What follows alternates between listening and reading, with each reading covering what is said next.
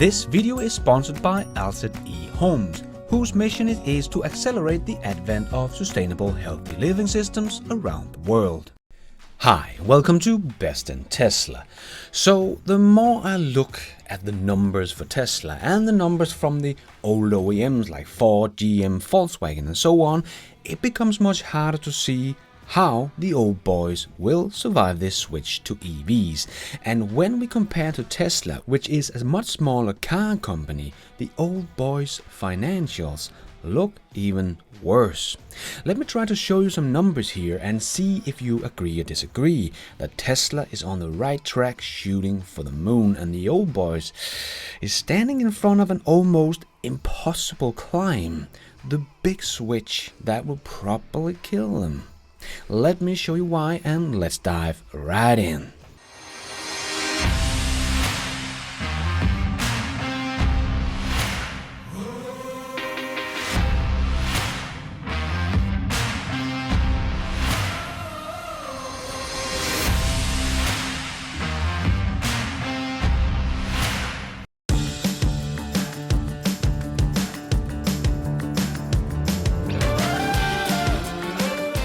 Cleantechnica made an article a month or two back about the debt the US automakers have, where they divided it up in long-term debt, which is due in more than 1 year, and short-term debt, which is due in less than 1 year, and the total debt is of course the two put together. But I thought it was a great way to look at the debt and then compare that to the company's cash on hand, its free cash flow, its EBITDA, its market value and so on, to really get a good idea of where these companies are at.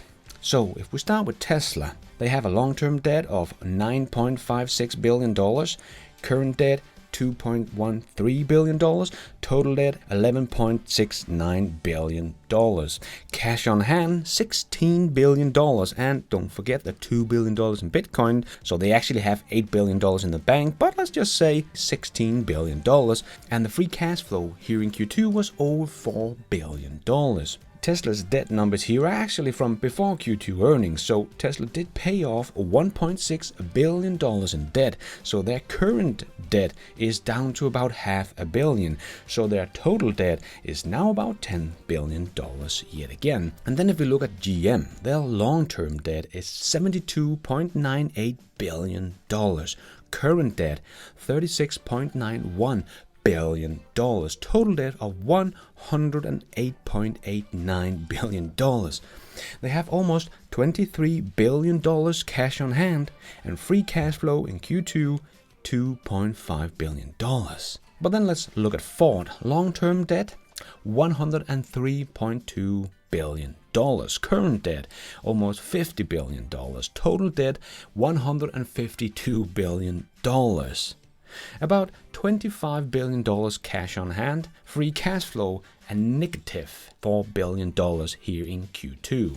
So Tesla has $10 billion in total debt and $16 billion in cash and $2 billion in Bitcoin, so their combined debt and cash on hands, Tesla is actually not in debt, but a positive of $8 billion. GM, on the other hand, if you take their debt and their cash on hands, they have a combined net debt of $85 billion. Ford's net debt is $127 billion. And on top of that, Tesla even has a better free cash flow than both of these companies here in Q2. And they don't even have that much more money in the bank than Tesla. And then it becomes really bad when we compare that to the company's market cap. Ford's market cap is about $50 billion, GM's is about $70 billion, and Tesla's market cap is about $700 billion. So Tesla's debt is about 1.5% of their market value. Nothing, peanuts, irrelevant. GM's debt is about 20% higher than their market cap. Ford's debt is about 3 times higher than their market value. And Tesla's adjusted EBITDA in 2020 was about $5.8 billion, and in the first half of 2021 it looks even better. They are already at $4.3 billion after the first half of 2021. And Ford had a $7 billion adjusted EBIT in 2018 and $6.4 billion in 19 and just $2.8 billion in 2020. And GM's in 2020 was $2.7 billion. So Ford and GM's bottom lines doesn't even look better than little tiny Tesla. Yes, Ford and GM has a very big volume of cars and a huge revenue, but their bottom line is not that big. Their market value is not that big. Their cash on hand is not that big. Their cash flow is not that big, but their debt is huge. And they are just about to make their most expensive and most difficult switch in their history. But that is just comparing the US automakers. But it doesn't look much better if we look at the other big boys in the industry. They all pretty much have huge amount of debt. Just look at BMW here, Daimler, Toyota, or Volkswagen. Volkswagen is actually the company in the world that has the most debt. And all of these companies are about to make their most expensive change to their companies that they have ever done. And Tesla, on the other hand, is looking good. As I just shown you, Tesla's free cash flow, adjusted EBITDA, cash on hand are not that different from Ford and GM, but they do it with a fraction of the volume of the cars. And now the old guys have to scale up that part of their business that is losing them money.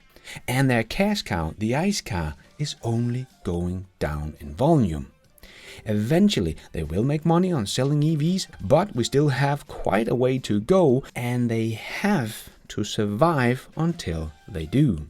But Tesla, on the other hand, is already there. They have a gross margin on their cars of about 26%, industry leading, and is only getting better and better, as we can see on these charts made by James here, the master of charts. Here we can see that even though deliveries are going up, their revenue makes a steeper climb than their deliveries. And they of course have a variable cost when they are building more cars, but as you can see, the gap between revenue and deliveries, or revenue and cost, is growing.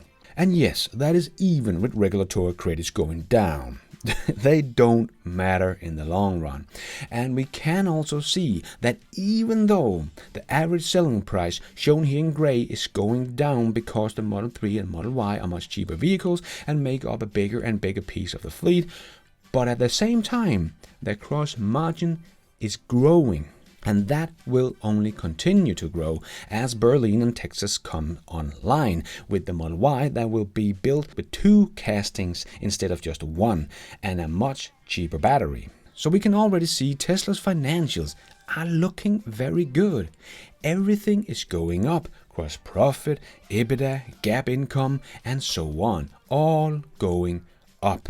So I think Tesla's financials look much stronger than any of the other OEM right now, especially when we look into the near future.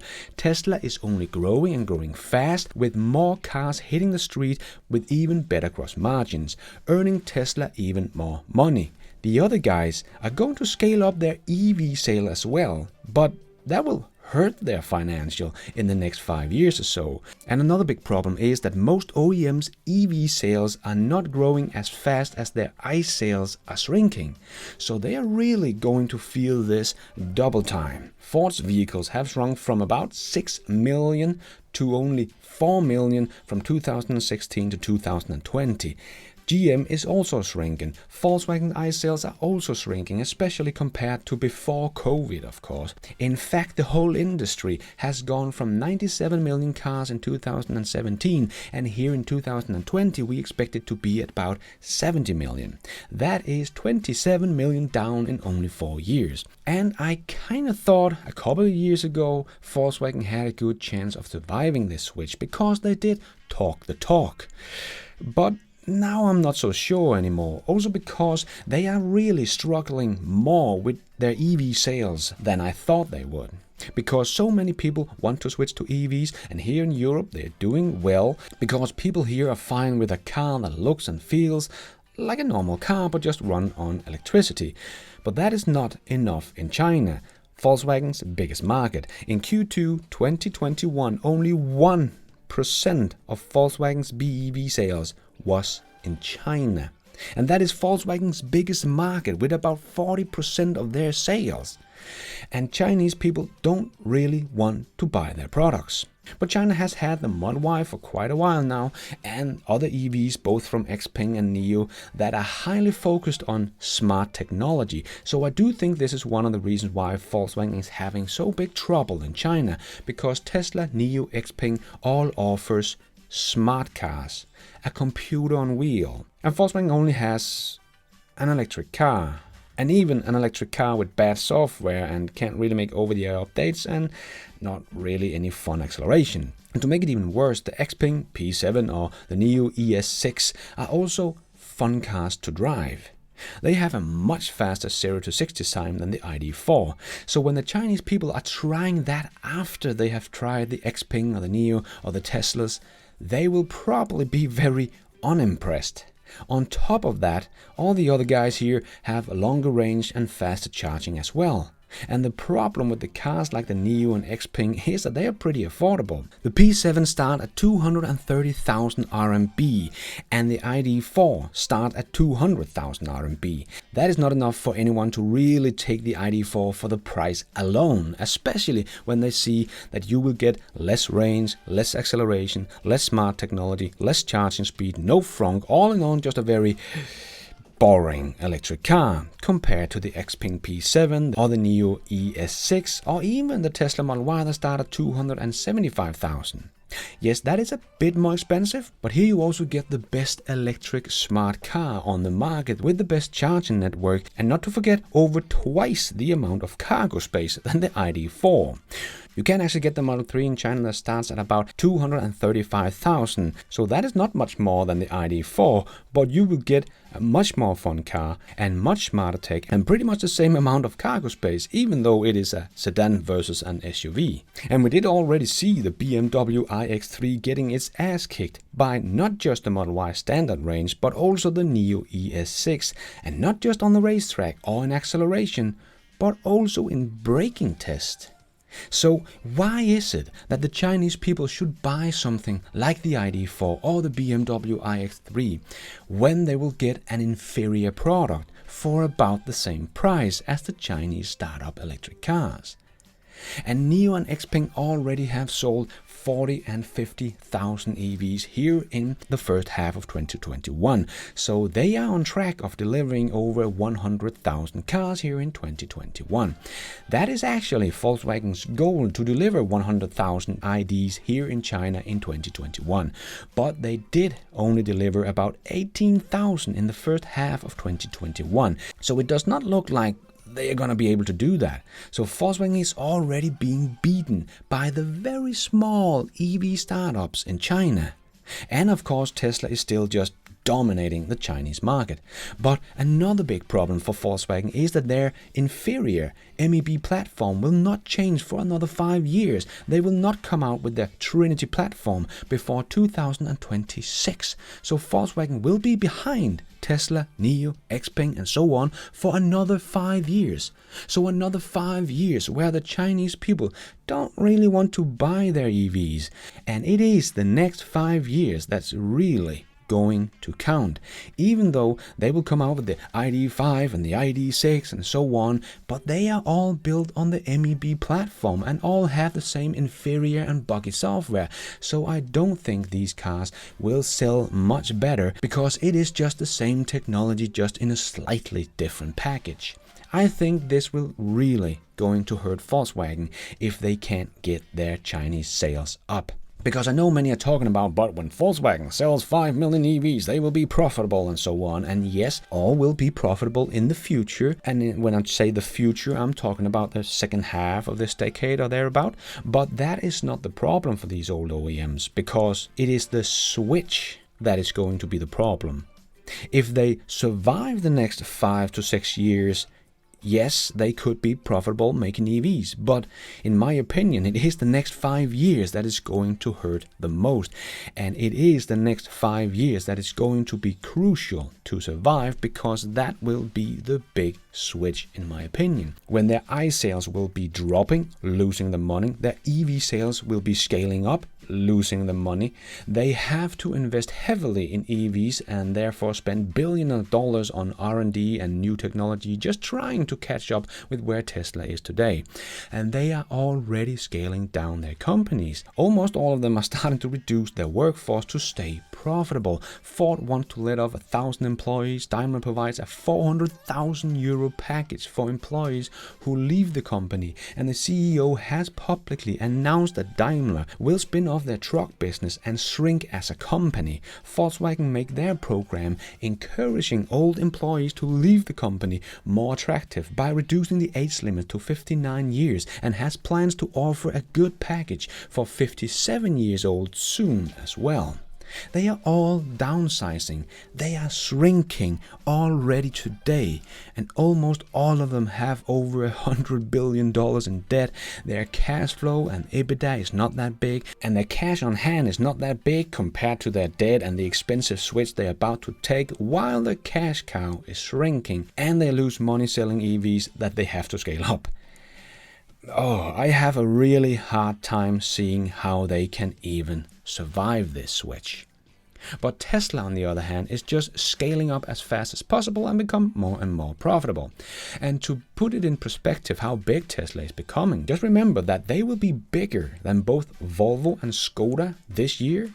Next year, in 2022, they will be bigger than both Kia and Audi. And in 2023, they will be much bigger than both BMW and Mercedes. They are truly becoming one of the big boys, and there's really nothing the old boys can do about it.